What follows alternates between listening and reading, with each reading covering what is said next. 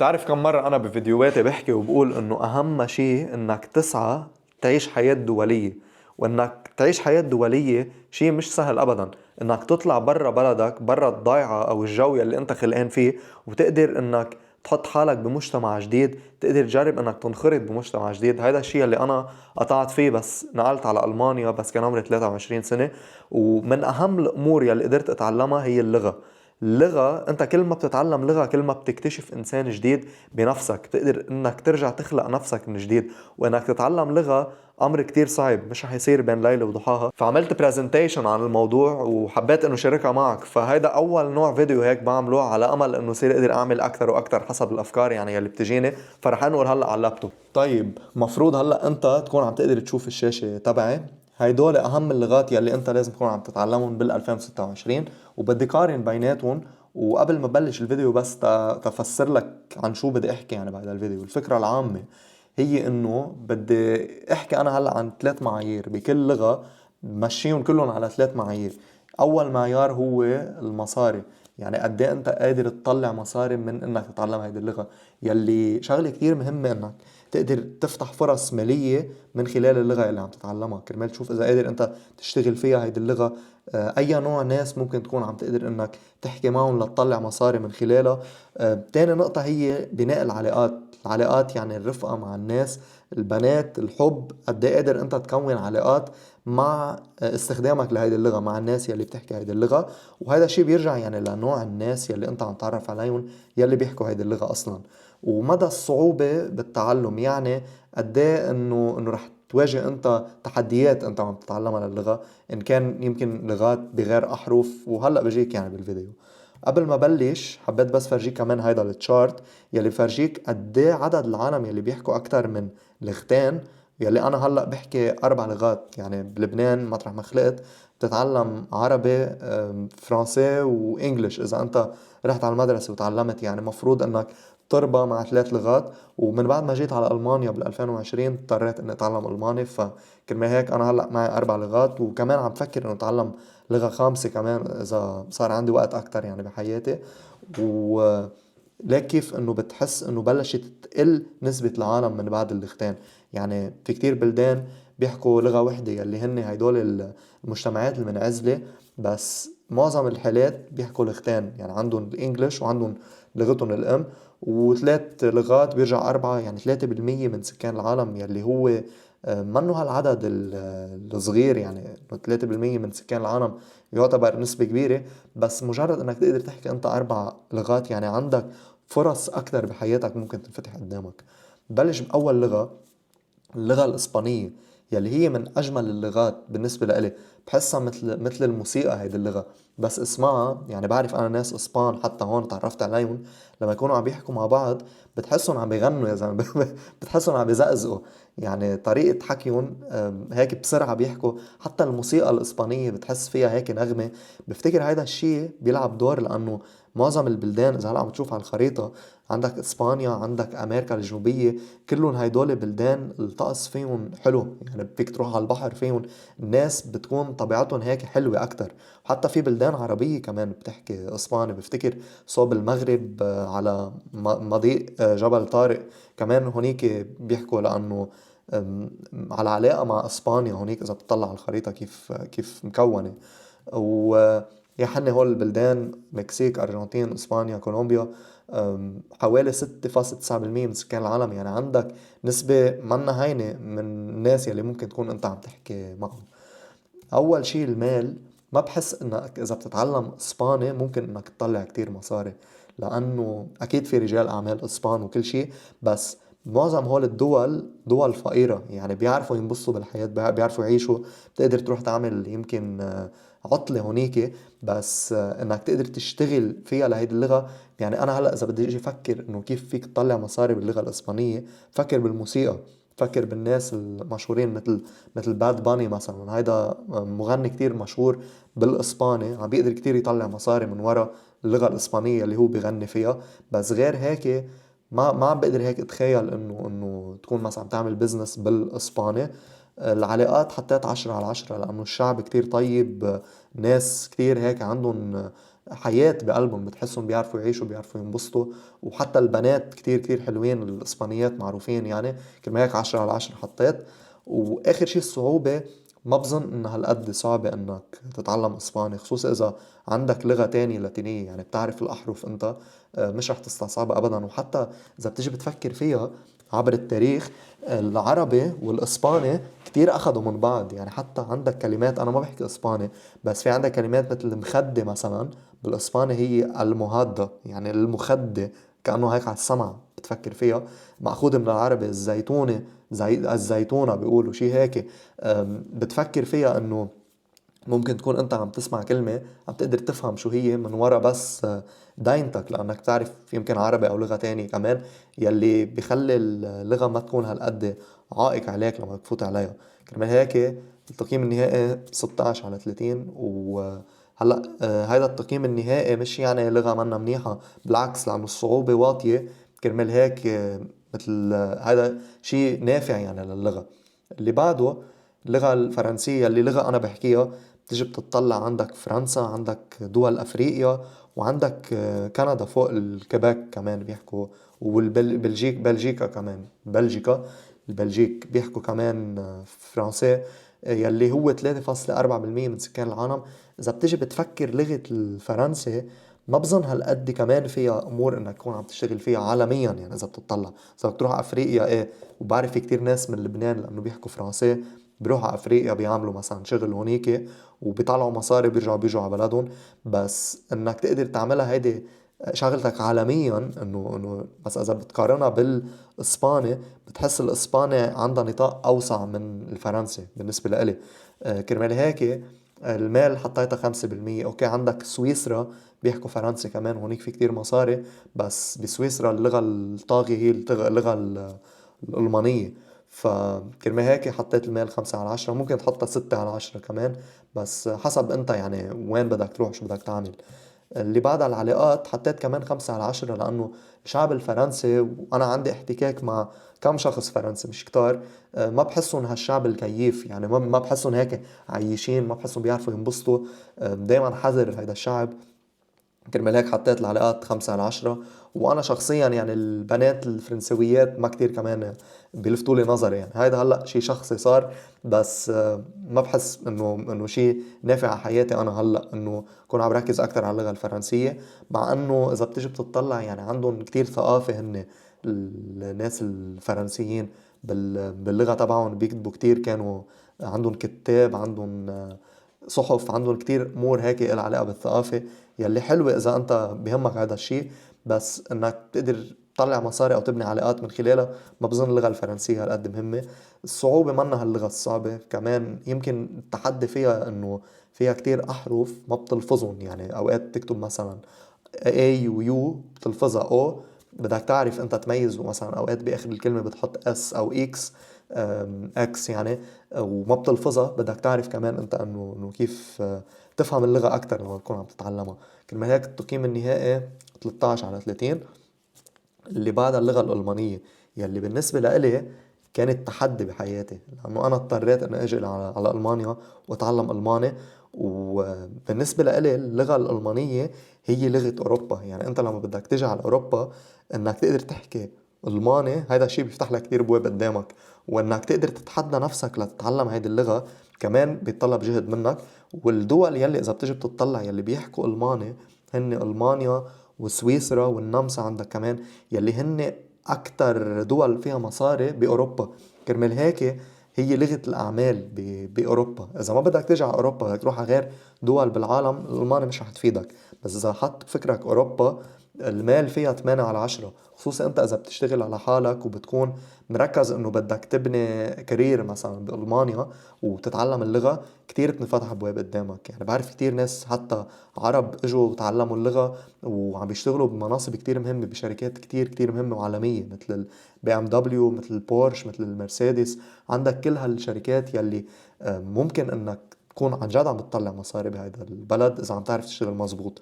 المشكلة بهيدا البلد او بهيدا اللغة بالاجمال، انه العلاقات صعبة. انك تقدر تحكي مع الناس، تكون علاقات ودية، تقدر انك تنخرط اكتر مع الناس، لانه كل الناس مركزين على حالهم. انا هذا الشيء اللي قدرت المسه هون، يلي هو مش انه شيء صح او غلط، بس مش مثلنا نحن من دول عربية منفتحين اكتر على بعض، عنا هالمحبة بين بعض.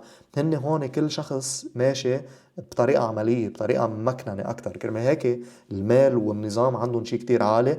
بس العلاقات انك تقدر انك تبني اصحاب هون، خصوصا اذا انت جاي ومنك خلقان بهذا البلد، شيء صعب. فكرمال هيك حطيت العلاقات 4/10. واخر شيء الصعوبة 6/10 بحطها، لأنه هيدي آخر لغة أنا تعلمتها يعني. كرمال هيك بعدني بتذكر قد ايه قطعت بصعوبات فيها، وقد ايه كانت يعني صعبة بالأول. بس إنك تفهم أنت القواعد تبعها، يلي منا هين القواعد تبعها. إذا كنت هلأ بتحكي ألماني يعني بتعرف 100% أنا عن شو عم بحكي، إنه عندك الأكوزاتيف وعندك الداتيف، بدك تعرف متى بدك تستعملهم. حتى في كلمات كتير كبيرة اكتشفت إنه هن مجموعة كلمات بيكونوا مع بعض، بس أنت بتشوف كلمة كبيرة بالألماني بتخاف منها، بس إذا بتجزأها بتلاقي مثلا هي 3 4 كلمات حد بعض. مثل مثلا المستشفى بالألماني كرانكن هاوس، كرانكن يعني مريض، هاوس يعني بيت، فبتصير انه بيت المريض يعني المستشفى. مثل الليجو بتصير تركبهم على بعض للكلمات. التقييم النهائي 18/30. لغة مهمة بس بأوروبا، يعني برا أوروبا مش حتفيدك كتير. اللغة الصينية يلي هي عندي مثل كتير فضول اني اعرف عنها اكتر هيدي اللغة، لانه حتى هيدا الجزء من العالم اذا بتيجي بتطلع على الخريطة، اسيا ككل بتحسها كلها ثقافة. هيدي هالقارة كلها تاريخ ضايع من اول ما بلش الانسان. بحسها كمان من اكتر اللغات يلي اذا بتروح على اسيا بتقدر تشتغل فيها، بتقدر تطلع كتير مصاري. يعني كل شيء اصلا عم تستعمله بحياتك ميد ان تشاينا. فكرمال هيك يعني دول مثل تايوان، مثل الصين، مثل سنغافورة، أقوى البلدان اقتصاديا بالعالم، و14% من سكان العالم بيحكوها. بس المشكلة إنه كلهم مجمعين هونيك. يعني إذا بتطلع أنت برا آسيا كمان صعب عليك إنك تكون عم تحكي بالصيني. هيدا إذا قدرت تحكي بالصيني يعني. المال 10/10 أكيد، يعني أقوى اقتصاد عم تحكي بالعالم، أقوى صناعة كمان بالعالم، ما في شي بيعلى عليها. العلاقات ما عندي أي فكرة بالموضوع، كمان حطيت 3/10. بعرف إنه هن ناس كتير بيحترموا بعض، بس أنا صراحة يعني ما كتير متعمق بالثقافة الصينية، أو بعرف إنه هن كيف بيتعاملوا مع بعض ونوع العالم. يعني كمان حطيت 3/10. وأنا الشعب الصيني يعني ما كتير بيلفت لي نظري من ناحية البنات، يعني إذا بدك تطلع عليها من هالناحية كمان. كمان حطيت 3/10. الصعوبة 10/10 أكيد. أنت عم تحكي هون احرف، مش احرف حتى، يعني طريقة كتابتهم مدري كيف بيكتبوا، يعني بالدويرات وبالرايمات ما بتفهم كلمة عليهم. وحتى لما يكونوا عم بيحكوا من زنايمهم، بتحس يعني النطق عندهم شي كتير غريب. يعني بعرف نحن هلأ بالعربي كمان عنا كلمات انه احرف، انه مثل الكاف والقاف والته والظه والظه ومدري شو، بس انه عقلك بيستوعبهم. بس انه بالصيني بدك على القليلة 10 سنين خيي، على الأقل إنك لا تقدر تفهم، لأنه أنت هون مش عم تتعلم كلمات جديدة، عم تتعلم أحرف جديدة يلي بيضرب الصعوبة ب10 بحس. كرمال هيك التقييم النهائي 23/30. اللغة اللي بعدها الإنجليزية، يلي بفتكر إنه كل العالم بالدنيا بتحكي إنجليزي، بس يمكن المستوى تبعنا مختلف. يعني في ناس خلقت مثلا بأمريكا، خلقت بالمملكة المتحدة باليو كي بيحكوا إنجليزي، بأستراليا يلي هن النيتيف سبيكرز، يلي بس تسمعهم عم بيحكوا بتحس إنه أنا ما بقدر أحكي معهم. بس في فوق ال 180 دولة بالعالم بيحكوا إنجليش. أنا أول ما جيت على ألمانيا كنت عم بحكي بالإنجليش، بس هيدي لغة العالم، هيدي لغة البزنس. وانت كل ما بتتحسن بالانجليش كل ما احلالك. لازم الخريطة كلها تضوي هون بالاخضر. وانا مع الانجليش اول ما خلقت كنت عم بسمع امور بالانجليش. يعني اهم لغة واهين لغة انك تقدر تفوت فيها هي الانجليش. بقدر تقرا كتب بالانجليش، بقدر تحضر فلومة بالانجليش، بقدر تسمع موسيقى بالانجليش، كل شيء ميديا حواليك بالانجليش. فمن اهم اللغات هيدي. وبظن انه ما في شي بيمنع انك تكون عم تطور حالك اكتر واكتر فيها للغة، لانه في كتير ناس بتفكر انها بتحكي انجليش، بس لما مثلا يتعرف على حدا بده يحكي معه بصير يتأتي او بضيع الكلمات، يلي هو شي كتير طبيعي. لو بتعرفها للغة لازم ترجع هيك تركز فيها.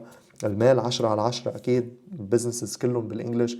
إذا بتروح على أمريكا بتروح حلا وحل بالعالم، كلهم الرأسمالية نبعت يعني من أمريكا. هيدول الأفكار إنه to start your own business وكل هالقصص، بتحس إنه بالثقافة الإنجليزية يعني موجودة.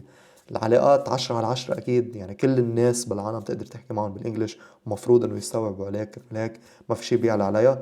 والصعوبة 2/10، يعني هيدي اللغة يلي أنت بتقدر تكون عم بتحطها بجيبتك وعم تستعملها بكل المواقف. يعني إذا بتسافر على محل، افترض رحت على آخر العالم، بتحكي بالإنجليش ممكن يفهم حدا عليك يعني. التقييم النهائي 22/30، وأكيد يعني هيدي لغة بحسها ما بتخلص. يعني قد ما انت تكون عم تجرب تتعلم انجليش، دايما في امور جديدة بتكون عم تتعلمها فيها، كلمات جديدة بتلقطها، وبتكون عم تحسن حالك من هالناحية. اللغة الروسية يلي بالنسبة لإلي مثل الصيني، يعني قريبة هيك على الصيني بحس، لأنه نفس المحل إذا بدك بالعالم.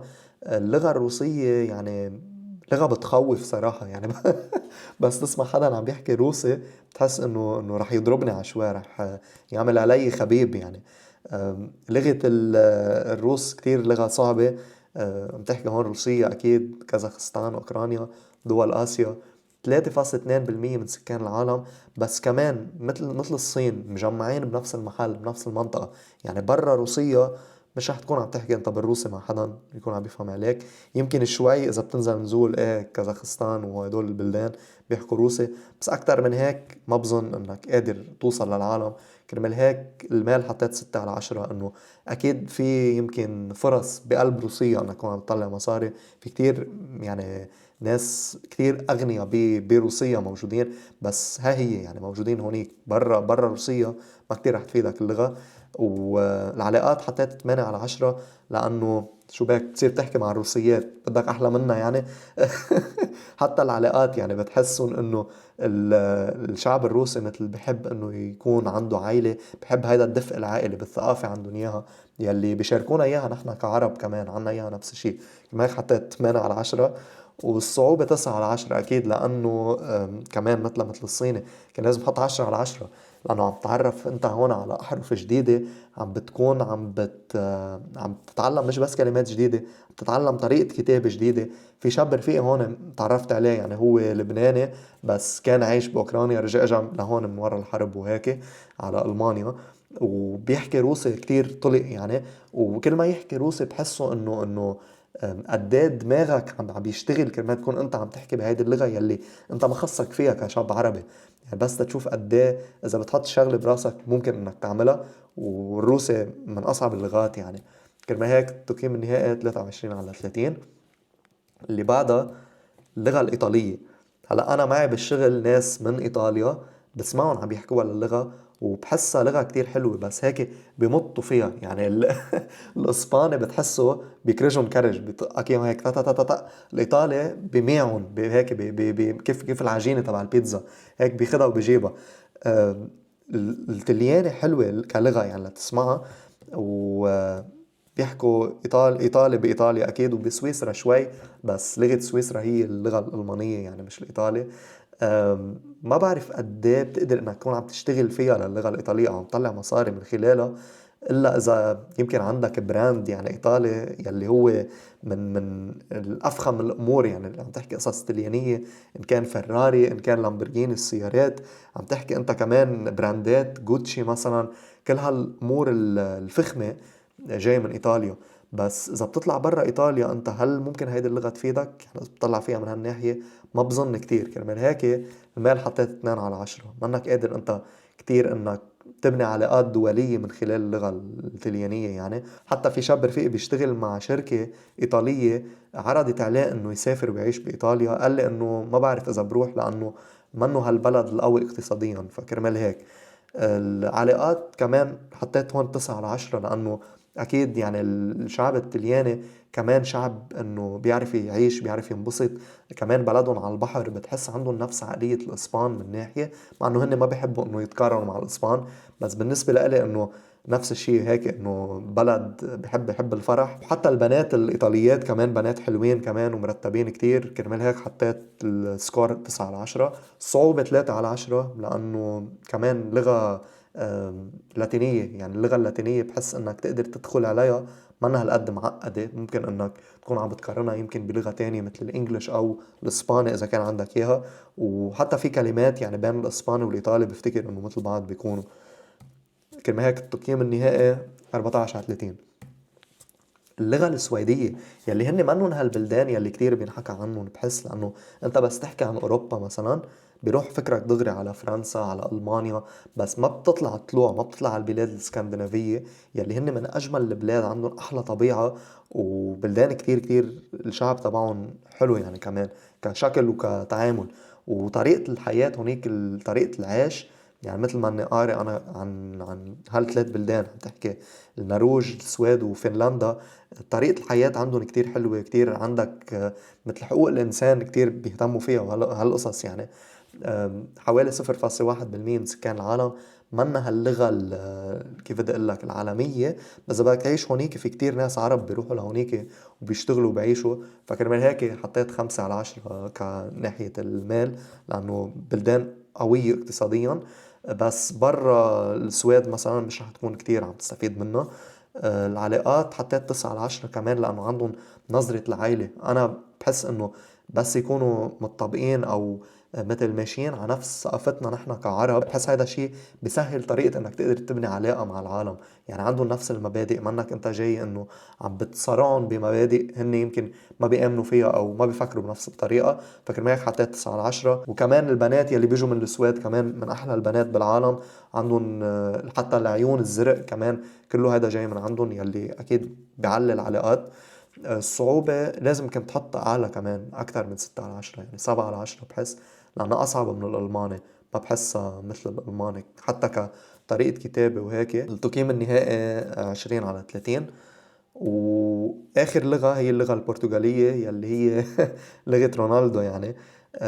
لغة صراحة بحسها قريبة للإسباني، لأنه أنا تعرفت على ناس هون، هو الشاب من إسبانيا والبنت من البيرو، وهي بتحكي برتغالي وقادر يفهم عليها، هو بيقول لي إنه بيفهم عليها.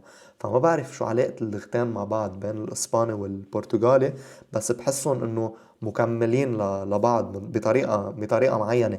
يعني إذا بدك تقارنهم بلغة يمكن أنا بعرفها، هي مثل الألماني والهولندي، أكيد اللغتين مختلفين عن بعض، بس في كلمات ممكن إذا بتسمعهم أو بتقراهم ممكن تفهم عن شو الموضوع. فبحس نفس الشي هون. بس للأسف إنه مثلا إذا بتيجي بتطلع برازيل، إنه بلد حلو وكل شي، بس ما عنده كيف بدي أقول لك الأمور الاقتصادية اللي ماشية فيه. كرمال هيك ما بحس اللغة البرتغالية بتفيدك أكتر من إنه إذا رحت مثلا قررت تعمل عطلة مثلا هونيك تكون تحكي مثلا برتغالي بتفيدك، بس انك تقدر تشتغل ما بحس انه هالقد نافع لإلك. وفي كم بلد افريقي كمان بيحكوا برتغالي، بس ما بظن هالقد بفيدوك. العلاقات بحس الثقافة تبعهم قريبة للتليان، قريبة للإسبان، لأنه شعب كمان بحب يعيش، بحب الحياة، بحب الرقص. البنات البرازيليات كمان كتير حلوين، البنات من البرتغال حلوين كمان. يعني هيدي طريقة الحياة اللاتينية، هذا شيء كتير حلو، لأنه بتحسهم مبسوطين بالحياة، منه هالشعب المكتئب. كرمال هيك العلاقات 9/10 حطيت. الصعوبة 3/10، لأنه كمان برجع بقول لك إنه هيدي لغة لاتينية، يعني ممكن انك تكون عم تفهمها، عم تقدر تستوعب القواعد فيها كيف تمشي وهيك. التقييم النهائي 14/30. فهلا آخر صفحة يلي هي النتائج النهائية، يلي حطيت فيها أهم اللغات انك تكون عم تجرب انك تشتغل عليها، يلي هي اكيد اول شيء اللغة الانجليزية. ما في شي بيمنع انك تكون عم تقدر يمكن تحضر فيديوهات بالانجليش اكتر، او عم بتجرب انك تتحسن فيها اللغة الانجليزية. من بعدها الاسباني، لانه الانجليزي بيساعدك انك تقدر تشتغل وانك تكون علاقات، كرمال هيك حطيتها فوق بالحالة. الاسبانية بتخليك انك تكون علاقات اكتر من انك تشتغل، فمشان هيك حطيت الانجليزية فوق الاسبانية. بس اكيد الاسباني كمان لغة، لانه مش كتير ناس بتحكيها من البلدان العربية، كرمال هيك حطيت انه مهمة انك تكون عم تقدر تركز عليها، لانه قادرة تفتح لك علاقات مع ناس. والعلاقات بالنسبة لإلي كمان مهمين اكتر من المصاري، لانه انت ما بتعرف عمين ممكن تتعرف، يمكن هيدا العلاقة تغير لك حياتك يعني. الفرنسية والألمانية كان لازم أنا أقلبهم بين بعض، لأنه الألماني بالنسبة لإلي كلغة أوروبية أهم من الفرنسية إذا أنت بدك تشتغل فيها. مش ألمانيا، بأوروبا ككل يعني. من بعدها الصينية، لأنه صعبة، منا هاللغة الهين اللي تقدر تفوت عليها، والروسية. وآخر شي حطيت الإيطالي والسويدي والبرتغالي، لأنه ضيقين، يعني إذا بتجي بتطلع برا هيدا البلد مش كتير رح تكون عم تستفيد منها. كرمال هيك حطيت بالاخر يعني الليستا بهالطريقه. فاذا وصلت على هالمرحله من الفيديو، اول شي بدي اشكرك انك تابعت كل هذا الفيديو. اذا عجبك الموضوع اكيد قلي شو رايك تحت بالكومنتس، لانه اخذ جهد مني صراحه هذا الفيديو لاقدر هيك اعمله وقدر ركز افكاري يعني بطريقه انه قدر اوصل لك الفكره دغري. واكيد شو ما عندك بالكومنتس انزل واكتب لي تحت. واذا انت فعلا جد على تطوير الذات وبدك تحسن حياتك، في لينك بتقدر تفوت على الديسكورد ببلاش، بتقدر تبلش تحكي مش بس معي، مع عالم كمان على تطوير الذات عم بيجربوا انه يطوروا حياتهم، عم بيجربوا يشتغلوا على حالهم. يعني خلينا نحن مجموعة كل يومين ثلاثة تقريبا بنفوت كول مع بعض، بنضلنا نطمن على بعض، بنشوف قد ايه عم نقدر نشتغل على اهدافنا، وبنشجع بعض ان نكون عم نستفيد من الانترنت بطريقة فعلا بناءة، مش بس عم نضيع وقتنا. واكيد اذا عجبك هذا المحتوى اشترك بالشانل كرمال ما تروح عليك فيديوهات جديدة. عن جد عم بحب هذا النوع المحتوى، هيك ممكن انك تكون عم تحضر عم تستفيد وعم تستمتع بوقتك كمان، مش انه عم بتضيع وقتك عم تحضر ريلز وتيك توكس وشورت. فاشترك بالشانل وبشوفك بالفيديو الثاني. باي.